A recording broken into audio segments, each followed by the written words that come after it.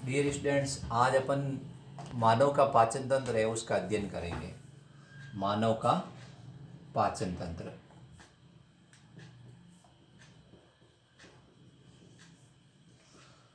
मानव का पाचन तंत्र है, इसका अपन अध्ययन करेंगे। तो पाचन तंत्र के दो भाग होते हैं, एक होता है आहार नाल और दूसरा होता है पाचन ग्रंथियां।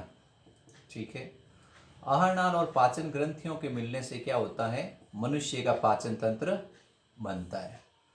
इसके अलावा इसमें पाचन की क्रियाविधि है। तो 3 टॉपिक इसमें क्या होते हैं, इंक्लूड होते हैं। सबसे पहला टॉपिक है जिसका नाम है मनुष्य की आहार नाल की संरचना, दूसरा है पाचन ग्रंथियां और तीसरा है पाचन की क्रियाविधि। मनुष्य की आहार नाल के बारे में बताओगे, एक लंबी पेशीय कुंडलित नलिका होती है। ये लंबी पेशीय कुंडलित नलिका है। सबसे पहली विशेषता बतानी है, ये लंबी पेशीय कुंडलित नलिका होती हैं। ये मुख से प्रारंभ होती हैं और गुदा में समाप्त होती है। ठीक है, तो आपने आहार नाल की विशेषता बताई है कि ये लंबी पेशीय कुंडलित नलिका है, ये मुख से प्रारंभ होती है और गुदा में क्या होती हैं, समाप्त होती हैं। इसकी लंबाई लगभग 4.5 मीटर लंबी होती है। ये लगभग कितने मीटर लंबी होगी, 4.5 मीटर लंबी होगी। मनुष्य की आहार नाल लगभग 4.5 मीटर लंबी होती हैं। लेकिन शिशु की जैसे ही अपन कहते हैं कि क्या होता है, किसी व्यक्ति की मृत्यु होती है तो आहार नाल की लंबाई क्या हो जाती है, बढ़ जाती है और लगभग 6 से 7 मीटर लंबी हो जाती है। इसका मेन कारण ये है कि मर्त अवस्था में सभी पेशियों में स्थायी शीतलन हो जाता है। सभी पेशियों में स्थायी शीतलन होने के कारण आहार नाल की लंबाई बढ़ जाती है। तो आपने पूछा भाई आहार नाल के क्या क्या क्या होता है आहार नाल में। तो आहार नाल लंबी पेशीय कुंडलित नलिका है, ये मुख से प्रारंभ होती हैं और गुदा में समाप्त होती हैं। ये लगभग 4.5 मीटर लंबी हैं, लेकिन व्यक्ति की मृत्यु के पश्चात इसकी लंबाई बढ़कर 6 से 7 मीटर हो जाती है और इसमें पेशियों में स्थायी शीतलन हो जाता है। पेशियों में स्थायी शीतलन होने के कारण क्या होता है, आहार नाल की लंबाई बढ़ जाती है। ठीक है, तो इस तरह से आपको आहार नाल के हम भाग बताएंगे कि भाई आहार नाल के भाग कौन कौन से होते हैं। सबसे पहला भाग होता है मुख, जिसको माउथ कहते हैं। दूसरा भाग होता है जिसको मुख गुहा कहते हैं। तीसरा भाग ग्रसनी है। तीसरा भाग कौन सा है, ग्रसनी। चौथा भाग है जिसको कहते हैं ग्रसिका। पांचवा भाग है आमाशय। छठा भाग है छोटी आंत्र। सातवां भाग है बड़ी आंत्र। आठवां भाग है गुदा। तो इसके क्या होते हैं, 8 भाग है। सबसे पहला भाग है मुख, दूसरा मुख गुहा, तीसरा ग्रसनी, चौथा ग्रसिका, पांचवा आमाशय, छठा छोटी आंत्र, सातवां बड़ी आंत्र और आठवां है गुदा। अब हाँ, तो मानव के पाचन तंत्र के अपन ने कुछ भागों का अध्ययन किया था। सबसे पहला देखा मुख है, दूसरा मुख गुहा है। दूसरा कौन सा है, मुख गुहा। तीसरा भाग है जिसका नाम है ग्रसनी। चौथा भाग है जिसका नाम है ग्रसिका। पांचवा भाग है जिसका नाम है आमाशय। छठा भाग है जिसका नाम है छोटी आंत्र और सातवां भाग है जिसका नाम है बड़ी आंत्र और आठवां भाग है जिसका नाम है आपके गुदा। तो ये 8 भाग होते हैं। कितने होते हैं, 8 भाग होते हैं। अब ये जो छोटी आंत्र है इसके 3 भाग है। कितने हैं, छोटी आंत्र के 3 भाग होते हैं। सबसे पहला भाग है जिसको अपन कहते हैं ग्रहणी। छोटी आंत्र का पहला भाग है जिसको अपन किस नाम से जानते हैं, ग्रहणी। दूसरा भाग है जिसका नाम होता है अग्रक्षुदांत्र। ठीक है, और तीसरा होता है जिसको अपन कहते हैं क्षुदांत्र, इलियम। तो एक तो भाग हो गया ग्रहणी, एक हो गया अग्रक्षुदांत्र और तीसरा हो गया क्षुदांत्र। क्षुदांत्र को कहते हैं इलियम, इसको इलियम के नाम से जानते हैं।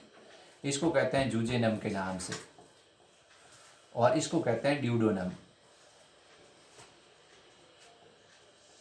इसी प्रकार बड़ी आंत्र में जो पहला भाग है उसका नाम होता है सीकम यानी उंडुक और दूसरा भाग होता है जिसको अपन कहते हैं कोलन, वर्दांत्र। दूसरा भाग जिसको कहते हैं वर्दांत्र और तीसरा भाग होता है जिसको अपन कहते हैं मलाशय, रेक्टम। ये अलग अलग भाग है आहारनाल के। आहारनाल का सबसे पहला भाग है मुख, दूसरा है मुख गुहा। मुख मतलब माउथ हो गया, क्या हो गया, माउथ हो गया। तो आहारनाल के कौन कौन से भाग है, मुख है, मुख गुहा है, ग्रसनी है, ग्रसिका है, आमाशय है, छोटी आंत्र है, बड़ी आंत्र है, गुदा है। छोटी आंत्र के 3 भाग है, ग्रहणी, अग्र क्षुदांत्र और क्षुदांत्र। बड़ी आंत्र के 3 भाग है, सीकम, कोलन और मलाशय। सीकम को उंडुक के नाम से जानते हैं, कोलन को वर्धांत्र कहते हैं और मलाशय 3 भाग हो गए रेक्टम। ये हो गया माउथ, सबसे पहला पार्ट है जिसका नाम है माउथ। दूसरा भाग है जिसका नाम है बक्कल कैविटी, और तीसरा भाग है जिसका नाम है फेरिंग्स, ग्रसनी। चौथा भाग ईसोफेगस, ईसोफेगस जिसको कहते हैं ग्रसिका। पांचवा भाग है स्टोमक। फिर है स्मॉल इंटेस्टाइन, और फिर उसके बाद में है लार्ज इंटेस्टाइन, ठीक है। और सबसे आखिर में एनस है। तो ये आपको पार्ट्स के नाम याद रखने हैं। माउथ है, बक्कल कैविटी है। अब मुख गुहा के अंदर क्या क्या पाया जाता है?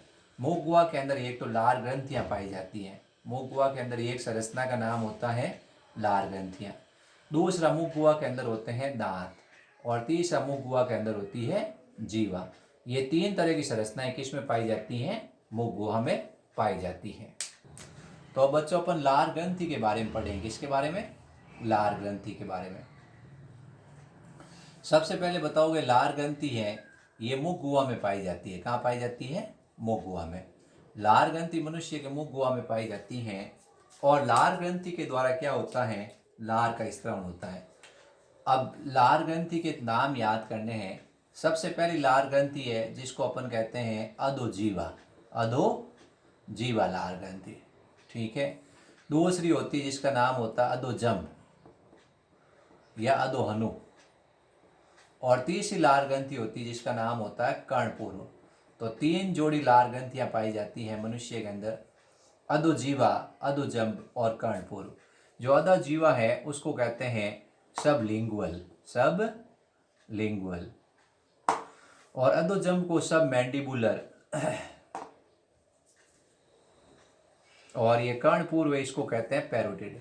तो मनुष्य के अंदर सवाल आता है कितनी जोड़ी लार ग्रंथियां होती हैं? मनुष्य में 3 जोड़ी लार ग्रंथियां पाई जाती हैं। कौन कौन सी होती हैं? सबसे पहली होती है अधोजीवा, दूसरी होती है अधोजंभ, और तीसरी होती है कर्णपूर्व। अब जैसे अपन किसी मनुष्य में देखते हैं तो ये जीव है, इस जीव के नीचे जो लार ग्रंथि है उसका नाम होता है अधोजीवा। जीव के नीचे जो लार ग्रंथि होगी उसका नाम होगा अधोजीवा। फिर उसके बाद में अपन कहते हैं ये जबड़े के नीचे जो लार ग्रंथि होती हैं उसका नाम होता है अधोजंभ, ठीक है।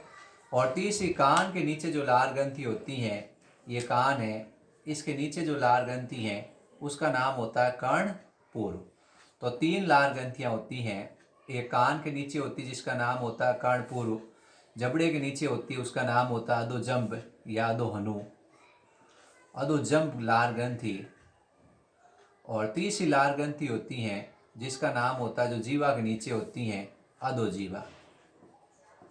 इन तीनों लार ग्रंथियों से क्या होता है? लार का स्त्रावण होता है। इन तीनों ग्रंथियों से क्या होता है? प्रतिदिन 1 से 1.5 लीटर लार स्त्रावित होती हैं। लार में मुख्य रूप से क्या पाया जाता है? लार की पीएच है वो 6.8 से 7.2 के बीच होती हैं। यानी कहीं आपको हल्की अम्लीय मिलेगी, कहीं आपको हल्की क्षारीय मिलेगी। यानी ये लार ग्रंथि हैं उससे लार निकलती हैं वो हल्की क्षारीय होती है। कैसी होती हैं? और हल्की अम्लीय भी होती हैं, ठीक है। तो लार ग्रंथि से जो लार निकलती हैं उस लार के अंदर श्लेष्मा पाया जाता है। दूसरा, इसके अंदर एक एंजाइम पाया जाता है लाइसोजाइम। लाइसोजाइम का काम होता है हानिकारक जीवाणु को नष्ट करना। लार के अंदर क्या पाया जाता है? लार के अंदर आपको बताना है श्लेष्मा पाया जाता है, लाइसोजाइम एंजाइम पाया जाता है। लाइसोजाइम एंजाइम का काम होता है हानिकारक जीवाणु को नष्ट करना। दूसरा, आप बताओगे इसके अंदर एक एंजाइम होता है जिसका नाम होता है अल्फा एमिलेज या टाइलिन। अल्फा एमिलेज या जिसको क्या कहते हैं? टाइलिन के नाम से जानते हैं। तो इसके अंदर कौन सा एंजाइम है? अल्फा एमिलेज या टाइलिन है। तो लार ग्रंथियों से क्या निकलता है? लार रस का स्त्रावण होता है। क्या कार्य होता है लार रस का? सबसे पहले तो ये बोलने में सहायक है, किसमें है, बोलने में। दूसरा ये भोजन के पाचन में सहायक है, जो भोजन है उसके पाचन में सहायक है। और तीसरा आपको बताना ये भोजन को निगलने में सहायक है, किसमें है, भोजन को निगलने में। इस प्रकार लार का और भी कार्य है, जैसे हानिकारक जीवाणु को नष्ट करने में। जो लार है वो हानिकारक जीवाणु को नष्ट करने में भी क्या है, सहायक है। तो लार रस निकलता है, वो प्रतिदिन 1 से 1.5 लीटर लार निकलता रहता है। ये बोलने में सहायता करता है, भोजन के पाचन में सहायता करता है, भोजन के निगलने में सहायता करता है, हानिकारक जीवाणु को नष्ट करता है। इसी प्रकार जो लार है उस लार की ये विशेषताएं बतानी है कि लार रस के अंदर एंजाइम पाया जाता है जिसका नाम है अल्फा एमिलेज। अल्फा एमिलेज का एक और नाम है टाइलिन। ये टाइलिन क्या करता है, स्टार्च का पाचन करेगा। इस टाइलिन का मेन काम है, स्टार्च है उसका पाचन करता है और स्टार्च को किसमें बदलता है, स्टार्च को माल्टोज में बदलता है, प्लस अल्फा सीमित डेक्स्ट्रीन में, प्लस अल्फा सीमित डेक्स्ट्रीन में। तो भाई लार ग्रंथि की विशेषता आपसे पूछी गई, तो आपने बताया लार ग्रंथियाँ 3 प्रकार की हैं, 3 जोड़ी लार ग्रंथियाँ हैं। सबसे पहले लार ग्रंथि है जिसका नाम है अधोजीवा, जो जीभ के नीचे है। दूसरी लार ग्रंथि कौन सी है, अधोजंभ। कौन सी है, अधोजंभ। और तीसरी है जिसका नाम है कर्णपूर्व, कर्णपूर्व। 3 लार ग्रंथियां हैं। इन लार ग्रंथियों से क्या निकलता है, लार रस। लार रस में कौन सा एंजाइम पाया जाता है, एक का नाम होता है अल्फा एमिलेज या टाइलिन। ये स्टार्च का पाचन करता है, स्टार्च को माल्टोज और अल्फा सीमिडेक्स्ट्रीन के अंदर बदलता है। लार के क्या काम है, लार बोलने में सहायक है, लार भोजन के पाचन में सहायक है, लार भोजन को निगलने में सहायता करती है, हानिकारक जीवाणु को नष्ट करने का कार्य करती हैं। इसके अलावा लार के अंदर ये एक और एंजाइम होता है जिसका नाम होता है लाइसोजाइम। लाइसोजाइम का काम क्या होता है, ये हानिकारक जीवाणुओं को नष्ट करने का कार्य करता है। ये लाइसोजाइम एंजाइम हमारे लार में पाया जाता है, साथ ही हमारे आंसू में भी पाया जाता है। ये दोनों क्या करते हैं, हानिकारक जीवाणु में, दोनों जगह हानिकारक जीवाणु को नष्ट करने में सहायता करती हैं। तो लार का अपन ने जब संगठन देखा, जैसे कि मैंने लार ली मान लो किसी परग नली के अंदर, तो मुझे इसमें क्या दिखाई देगा, मुझे इसमें श्लेष्मा दिखाई देगा। और इसमें अधिकांश क्या होगा, जल होगा, यानी इसमें 95% से अधिक इसमें जल होगा और कुछ मात्रा में इसमें श्लेष्मा होगा, कुछ मात्रा में लार में एंजाइम होंगे और कुछ मात्रा के अंदर इसके अंदर बाइकार्बोनेट्स आयन होंगे। ये सब इसके अंदर प्रेजेंट होंगे। ठीक है, तो ये क्या करता है, ये बहुत ही इंपॉर्टेंट है लार ग्रंथियाँ। अब लार ग्रंथियों को आपको जैसे ही पूछा जाएगा तो आप बता दोगे लार में कौन कौन से एंजाइम है, ये आपको ध्यान रखना है।